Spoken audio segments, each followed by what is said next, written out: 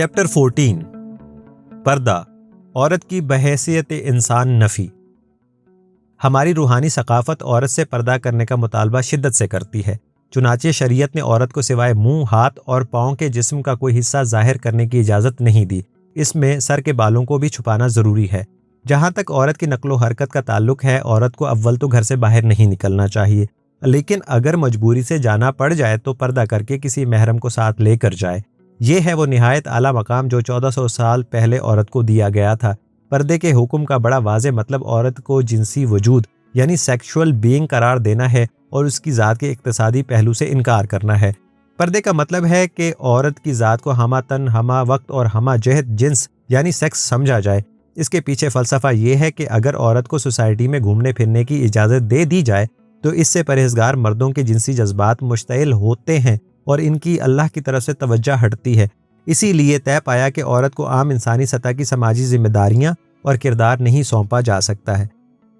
عورت کو پردہ اڑھا کر اسے یہ احساس دلا دیا جاتا ہے کہ وہ نارمل انسان نہیں، ایک جنسی پتلا ہے، اس کا بدن فحش ہے اور اس کا نارمل طریقے سے باہر آنا پاک باز معاشرے کے اخلاق کو خراب کر سکتا ہے۔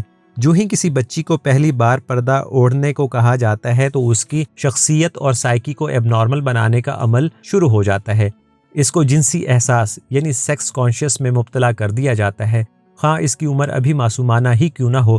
احساس ہو جاتا ہے کہ وہ سیکس کا ایک نشان ہے اور وہ بھی خطرناک، اس کی اپنی ذات بھی خطرے میں ہے اور معاشرے کو بھی اس سے خطرہ ہے۔ دلچسپ بات یہ ہے کہ بظاہر پردے کے شرعی احکام کے پیچھے حکمت یہ تھی کہ معاشرے کو سیکس کی زیادتی سے بچایا جائے، لیکن اس کے لیے جو حل تجویز کیا گیا اس نے عورت کی نفسیاتی حالت، شخصیت اور حیثیت کو تو مسخ کر ہی دیا، خود مردوں کے ذہن کو بھی مستقلاً جنس زدہ کر دیا۔ اب ان پاک باز معاشروں کا حال یہ ہے کہ جب یہاں مرد اور عورت آمنے سامنے آتے ہیں تو وہ خود کو افراد نہیں، جنسی پتلے سمجھ رہے ہوتے ہیں۔ دونوں کے ذہن میں وسوسے، شکوک اور خطرے کی گھنٹیاں بجنی شروع ہو جاتی ہیں۔ چنانچہ اس طرح کے پاک باز معاشرے دنیا میں جہاں کہیں ہیں، ان کے سب باشندے جنس زدہ ہو چکے ہیں۔ وہ عورت کو بھوکی نظروں سے دیکھتے ہیں اور اسے فحاشی بھی قرار دیتے ہیں۔ ان کے ہاں دو انسانوں کے درمیان عام سماجی ماحول میں نارمل رشتے کا کوئی تصور موجود نہیں۔ مقدس لٹریچر کی ہدایات ان کی نفسیات اور مزاج کو ہر آن متاثر کر رہی ہوتی ہیں۔ اس جیسا معاشرہ اپنے ہی بنائے ہوئے فکری شکنجے میں کس جاتا ہے۔ لوگوں کو اجازت نہیں ہوتی کہ وہ اپنے اور گرد و پیش کے بارے میں خود سے رائے قائم کر سکیں۔ انہیں صرف طے شدہ ضابطۂ حیات پر عمل کرنا ہوتا ہے۔ گویا اس سوسائٹی میں انسان خدا کا بنایا ایک ایسا روبوٹ ہے جسے خود سوچنے اور پھر اس کے مطابق فیصلہ کرنے کا کوئی اختیار نہیں۔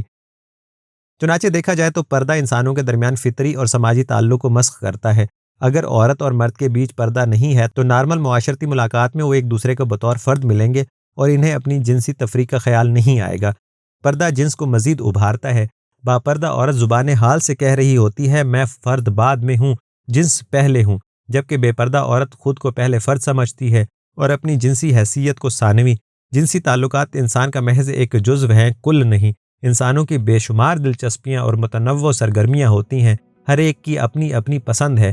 معاشرتی اور خاندان کے تقاضے ہوتے ہیں، ہر کوئی اپنے اپنے حالات میں رہ رہا ہوتا ہے۔ کسی بھی مہذب معاشرے میں یہ توقع کرنا کہ ہر کوئی ہر ایک کے ساتھ جنسی سطح پر تعلق استوار کر لے گا ایک احمقانہ خیال ہی ہو سکتا ہے۔ انسان یعنی مرد و زن فکری، تہذیبی اور ثقافتی سطح پر اپنے اندر بڑی وسعت رکھتا ہے۔ جنسی تعلق اس کی گوناگون دلچسپیوں کا محض ایک جزو ہے، لیکن مذہب چونکہ معاشرے کا سارا تانا بانا جنسی احساس اور تفریق پر استوار کرتا ہے، لہٰذا وہ بات ہی جنس سے شروع کرتا ہے، اس کے بارے میں خوف پیدا کرتا ہے، اسے فتنہ قرار دیتا ہے۔ پاکیزگی اور اخلاقیات کے علمبرداروں کے ذہن میں ہر وقت سیکس کا خوف رہتا ہے۔ ان کی نظر انسانی ذات کے دوسرے پہلوؤں کی طرف نہیں جا پاتی جو لامحدود ہیں۔ اس طرح کا ضابطۂ حیات کوئی با اخلاق معاشرہ تشکیل نہیں دے سکتا، بلکہ انسان کو تہذیبی سطح پر بلند ہونے سے روکے رکھتا ہے۔ سماج کے ترقی کے لیے مرد اور عورت نے فرد کی سطح پر باہمی تعلق قائم کرنا ہوتا ہے، جبکہ شریعت جنس کی سطح پر تعلق کو اجاگر کرتی ہے۔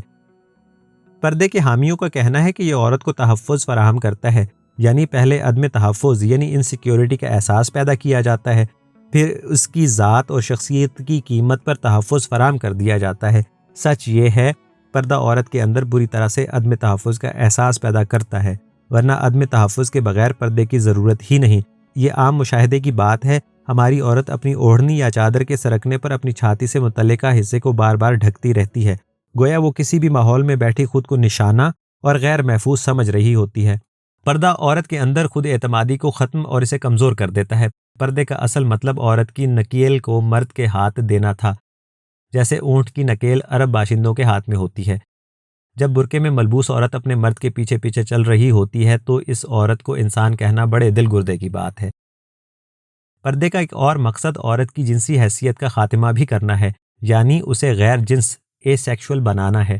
عورت پر جب پردہ ڈال دیا جاتا ہے تو اس کا مطلب ہوتا ہے کہ وہ عورت نہیں رہی، ایک چیز بن گئی ہے، کپڑے کا چلتا پھرتا ڈھیر۔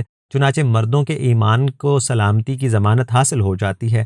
سمجھا یہ جاتا ہے کہ کپڑے کے ڈھیر پر تو للچا نہیں سکیں گے۔ جب کوئی عورت برقع پہن رہی ہوتی ہے تو اس کا مطلب ہوتا ہے کہ میں اپنے عورت پن کو غائب کرنے لگی ہوں۔ پردہ اسے ڈھال فراہم کرتا ہے اس احساس کے آگے کہ اس کا بدن فحش اور دعوت گناہ ہے۔ نہ جانے ہمارا روحانی فلسفہ عورت کو ایک مادہ یعنی فیمیل کے طور پر دیکھنا برداشت کیوں نہیں کرتا۔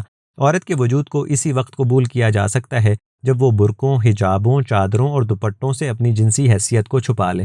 حالانکہ مرد فیٹشزم اور غیر جاندار اشیاء سے جنسی لذت حاصل کرنے کی عادت کا بھی شکار ہو سکتے ہیں۔ مرد عورت کے پہناووں سے ہی حظ اٹھانا شروع کر دیتے ہیں، برقع ہی ان کے جنسی جذبات کو ابھارنے لگتا ہے۔ فطرت کا عمل کمال کی چیز ہے، جو بھی اس کے خلاف طرز عمل اختیار کرتا ہے سوائے منفی نتائج کے اسے کچھ حاصل نہیں ہوتا۔ جنسی بے راہروی کو روکنے کے لیے غیر فطری طریقے اپنانے سے مثبت نتیجہ برآمد نہیں ہوتا۔ ایک زندہ اور باشعور انسانی وجود کے اوپر پردہ ڈال دینا غیر فطری عمل ہے۔ آج کی ترقی یافتہ تہذیب اور طاقتور سائنسی علوم و شعور کے ہوتے ہوئے ازمنہ وسطیٰ کے ضابطے صرف جبر اور منافقانہ طریقے سے ہی نافذ کیے جا سکتے ہیں۔ سعودی عرب اور ایران کی عورتیں عبا کے نیچے چونکا دینے والی مغربی لباس زیب تن کیے ہوتی ہیں۔ دبئی، بحرین، قاہرہ کے قہوہ خانوں کے علاوہ یورپ کی گوشت کی منڈیاں انہی پرہیزگار معاشروں کے دولت مند مردوں سے زندہ ہیں۔ اگر یہ کہا جائے کہ پردے سے شرافت آتی ہے تو وہ بھی درست نہیں۔ پابندیوں کے بغیر پلی ہوئی بچیاں زیادہ صاف گو یعنی اسٹریٹ فارورڈ اور شریف النفس ہوتی ہیں، جبکہ سخت پردوں میں پلی لڑکیاں دبی ہوئی شخصیت کے مالک ہوں گی، یا پھر اندر کچھ ہوں گی اور باہر کچھ نظر آئیں گی۔ پردہ پوشی عورتوں میں ایک طرح کی مکاری بھی پیدا کر دیتی ہے۔ یہ عورتیں عام عورتوں سے زیادہ گھاک ہو جاتی ہیں اور اپنے باپردہ ہونے کا ناجائز فائدہ اٹھانا شروع کر دیتی ہیں۔ ان کی جنسی باتوں میں دلچسپی اور معلومات عام عورتوں سے زیادہ ہوتی ہے۔ آج کل جسمانی کاروبار میں ملوث عورتیں پردہ پوشی کے بہانے اپنی شناخت کو مخفی رکھتی ہیں۔ چنانچہ عورت کی آزادی کے لیے اسے پردے سے آزاد کرنا نہایت ضروری ہے، ورنہ ملک کی آدھی آبادی یا تو مکمل ناکارہ ہو جائے گی یا پھر معذور، جو اپنی فطری صلاحیتوں سے بھرپور استفادہ نہیں کر سکے گی۔